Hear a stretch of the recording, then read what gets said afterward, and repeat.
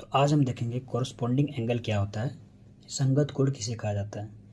जब दो समांतर रेखाएं एक तिर्यक रेखा द्वारा विभाजित की जाती हैं तो वे संगत कोण के युग्म का रचना करती हैं। देखो, यानी कि दो समांतर रेखाएं, यानी यहाँ पे आकृति में देखो एक M और एक N, ये दोनों रेखाएं कैसी हैं, समांतर रेखाएं।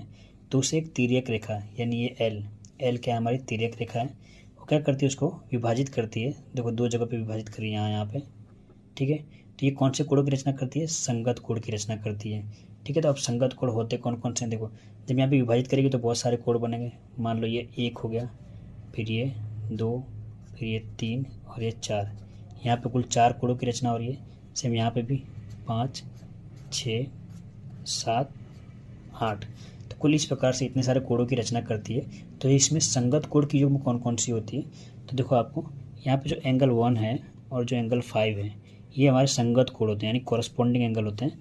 तो angle 1 is equal to angle 5, एक तो ये पेयर हो जाएगी आपकी।